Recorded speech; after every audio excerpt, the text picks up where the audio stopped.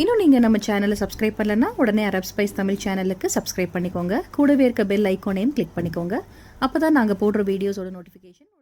Hello friends, welcome back to my channel. இன்றைக்கி நம்ம சேனலில் பார்பிக்யூ சிக்கன் எவ்வளோ ஜூஸியாக டேஸ்டியாக செய்யலான்றதை பார்க்கலாம். வீடியோக்குள்ளே போகிறதுக்கு முன்னாடி இது வரைக்கும் நம்ம சேனலை சப்ஸ்கிரைப் பண்ணலன்னா சப்ஸ்கிரைப் பண்ணிவிட்டு பக்கத்தில் இருக்க பெல் ஐக்கானையும் கிளிக் பண்ணுங்கள்.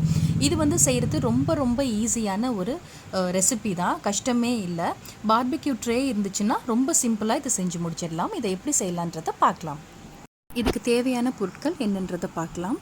சில்லி பவுடர் எடுத்திருக்கேன், இஞ்சி பூண்டு பேஸ்ட் எடுத்திருக்கேன், அதுக்கப்புறம் 2 லெமன் எடுத்திருக்கேன், தேவையான அளவு உப்பு, ஒரு அரை டம்ளர் தயிர், அதுக்கப்புறம் கொஞ்சம் ஆயில். இதெல்லாம் வச்சு ஃபர்ஸ்ட் எப்படி சிக்கனை நல்லா மேரினேட் பண்ணலாம் அப்படிங்கிறத இப்போ நம்ம பார்க்கலாம்.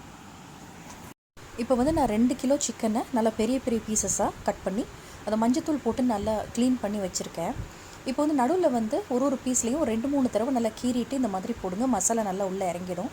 உங்களுக்கு வேணும்னா நீங்கள் வெறும் லெக் பீஸாக கூட இந்த மாதிரி ட்ரை பண்ணலாம். 2 கிலோ சிக்கனுக்கு நான் ஒரு 5 டேபிள் ஸ்பூன் அளவுக்கு இஞ்சி பூண்டு பேஸ்ட் எடுத்திருக்கேன். அதுக்கப்புறமா ஒரு 6 டேபிள் ஸ்பூன் அளவுக்கு சில்லி பவுடர் எடுத்திருக்கேன். நீங்கள் காஷ்மீரி சில்லி பவுடர் கலந்து சேர்த்திங்கன்னா கலர் ரொம்ப நல்லா கிடைக்கும். அதுக்கப்புறம் இந்த டிஷ்க்கு தேவையான அளவு உப்பு சேர்த்துக்கலாம்.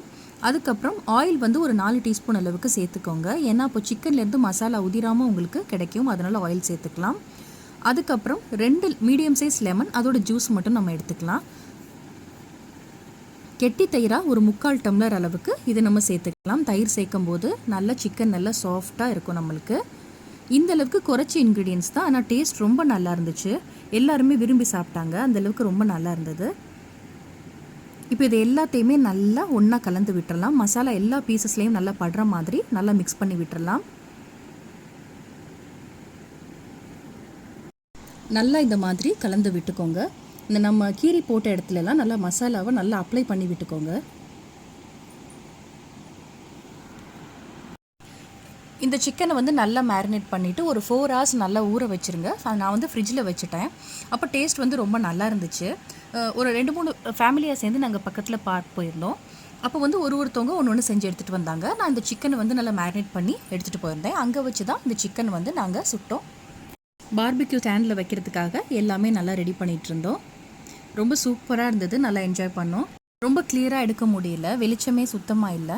இப்போ நம்ம மேரினேட் பண்ணதை இந்த ஸ்டாண்டில் நல்லா அடுக்கி வச்சிடலாம். ட்ரேயை திருப்பி நல்லா குக் பண்ணோம். ஃபைனலாக பார்பிக்யூ சிக்கன் நல்லா ஜூஸியாக டேஸ்டியாக ரெடி ஆகிடுச்சு. இதே அளவு இன்க்ரீடியன்ஸோடு நீங்களும் வீட்டில் ட்ரை பண்ணி பார்த்துட்டு உங்களோட ஃபீட்பேக் எங்களுக்கு சொல்லுங்கள். நல்லா என்ஜாய் பண்ணி டேஸ்டியாக சமைச்சு சாப்பிடுங்க. சாப்பாடை மட்டும் வேஸ்ட் பண்ணாதீங்க. இவ்வளோ நேரம் பொறுமையாக பார்த்ததுக்கு ரொம்ப நன்றி.